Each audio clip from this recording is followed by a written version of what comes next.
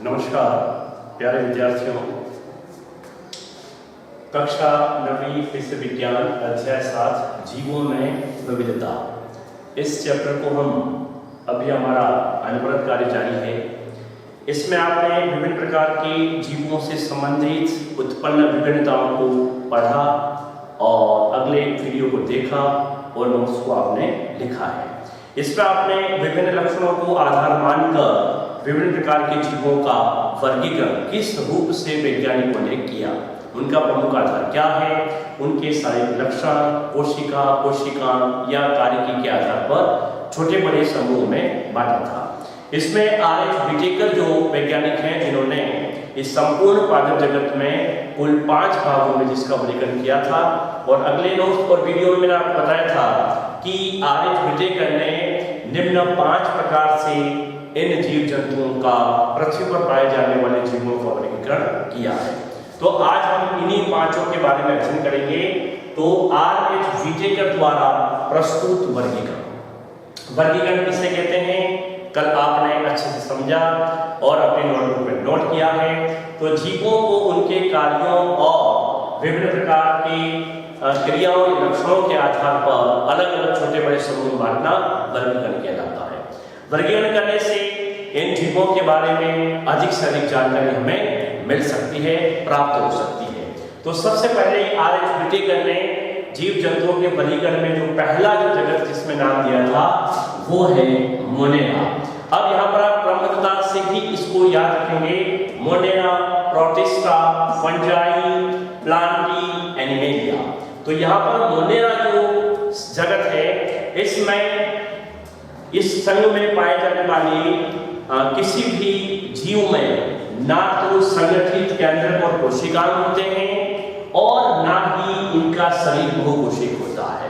यानी कि इनमें किसी भी कार्य को करने के लिए कोई विशेष प्रकार के अंग तंत्र नहीं पाए जाते हैं।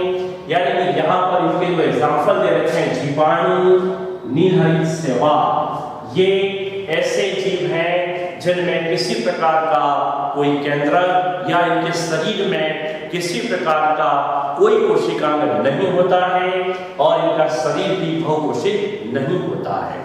इस प्रकार से मोनेरा का जो एक सिंपल सा जो कैरेक्टर्स जो लक्षण है जो मैंने आपको यहाँ बताया है, इसके अलावा आप देखेंगे आप बुक का सहारा लेंगे, उसमें पढ़ेंगे, उसके एक दो डायग्राम भी दे रखे हैं, जीवाणु का डायग्राम दे रखा है, उसको निश्चित तौर पर आपको देखना है। अब जैसे हम मोनेरा से प्रोटिस्टा की हो जाएंगे तो इनसे कुछ विकसित प्रकार के जीव इसमें आपको मिलेंगे। यानी कि आर.एच. व्हिटेकर ने सबसे सरलतम जीवों को मोनेरा में रखा था। इससे जैसे अगला जो जगत आता है इसमें कुछ विकसित या सुविकसित प्रकार के जीव होते हैं, इनमें कुछ अलग प्रकार के लक्षण पाए जाते हैं। तो दूसरा जो आपके आर.एच. व्हिटेकर द्वारा प्रस्तुत वर्गीकरण है जिसमें है प्रोटिस्टा। तो यहाँ पर एक विशेष पॉइंट मैंने आपको दे रखे हैं, इसमें एक कोशिक यूकैरियोटिक जीव होते हैं। एक कोशिक जिसमें एक कोशिका पाई जाती है, जो अगले नोट्स में आपने पढ़ा था। एक कोशिक जीव किसे कहते हैं, तो ऐसे जीव जिनमें एक कोशिका उपस्थित होती है, उसी एक कोशिका के माध्यम से उस जीव के सारे कार्य संपादित होते हैं। यूकैरियोटिक जीव का मतलब होता है इससे पहले प्रोकैरियोटिक और यूकैरियोटिक 2 प्रकार की कोशिकाओं के बारे में आपने पढ़ा है। तो यूकैरियोटिक कोशिकाएं, यूकैरियोटिक जीव वे होते हैं जिनमें केंद्रक के साथ सभी प्रकार के जो कोशिकाएं हैं, जो सुविकसित प्रकार की कोशिकाएं हैं वो पाए जाते हैं, यूकैरियोटिक कहलाते हैं। और प्रोकैरियोटिक में केंद्रक के साथ साथ विशेष प्रकार के जो कोशिकाएं हैं वो नहीं पाए जाते हैं। तो प्रोटिस्टा में एक कोशिक और यूकैरियोटिक जीव होते हैं, और गमन के लिए, गमन का मतलब होता है एक स्थान से दूसरे स्थान पर जाने के लिए, इनमें सीलिया और फ्लैजिला होते हैं जो शरीर को एक स्थान से दूसरे स्थान से ले जाते हैं, यानी कि गति करवाते हैं, सीलिया और फ्लैजिला। इस संघ में पाए जाने वाले जो जंतु इनके नाम शैवाल, प्रोटोजोआ। तो ये विभिन्न प्रकार के सूक्ष्म जीव जो प्रोटिस्टा में पाए जाते हैं या उनको रखा गया है। इसके बाद एक फंजाई जिसको कवक कहते हैं। अब यहाँ पर आप देखें इनसे थोड़े विकसित प्रकार के जीव आपको इसमें मिलेंगे। तो यहाँ पर आप देखेंगे ये विषम कोशी का मतलब होता है पोषण के लिए दूसरे जीवों पर निर्भर रहना, विषम कोशी जीव कहलाते हैं। यूकैरियोटिक जीव जो भी आपको मैं बता दिया था, तो फंजाई जो होते हैं, जो कवक वर्ग के जो जीव हैं, वो विषम कोशी यूकैरियोटिक होते हैं, यानी कि पोषण के लिए दूसरे जीवों पर निर्भर रहना। ये पोषण के लिए कार्बनिक पदार्थों पर निर्भर रहते हैं, इन्हें मृतजीवी भी कहते हैं, यानी कि मरे हुए पदार्थों से या मरे हुए जीवों से पोषण प्राप्त करना, या मृत जैसे नष्ट हुए कार्बनिक पदार्थों से पोषण प्राप्त करना मृतजीवी कहलाता है। इसका उदाहरण है मशरूम। ये आपने बारिश के मौसम में भी छाते में संरचना को देखा होगा, मशरूम। तो यहाँ पर जैसे जैसे हम आगे बढ़ते हैं, विकसित जीव जो हमें मिलते जाते हैं, उनके बारे में हम जानकारी प्राप्त कर सकते हैं। इसके बाद चौथा नंबर जो आता है प्लांटी, यानी कि समस्त प्रकार के पौधे होते हैं। उसमें ध्यान रखें आप, समस्त प्रकार के पौधे जो है वो प्लांटी में है। सबसे पहले तो है कोशिका भित्ति उपस्थित होती है, बहुत ही महत्वपूर्ण चीज है ये। और आपने जब जंतु कोशिका और पादप कोशिका में पढ़ा, तब आपने पादप कोशिका के अंदर जंतु कोशिका के अंतर को पढ़ा था, उसमें कोशिका भित्ति उपस्थित होती है, आपने पहले से पढ़ रखा है। बहुकोशिक यूकैरियोटिक, बहुकोशिक का मतलब होता है वे सजीव जिनमें दो या दो से अधिक प्रकार की कोशिकाएं होती है, यानी कि असंख्य संख्या में कोशिकाएं पाई जाती हैं, उसे हम बहुकोशिक जीव कहते हैं और बहुकोशिक यूकैरियोटिक जीव हैं।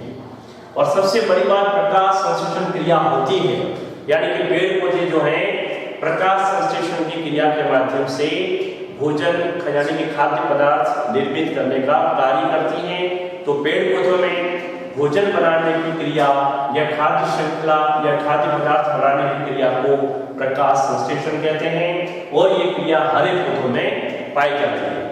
तो यहाँ पर जो इसमें एग्जाम्पल दे रखा है वो है समस्त प्रकार के पौधे।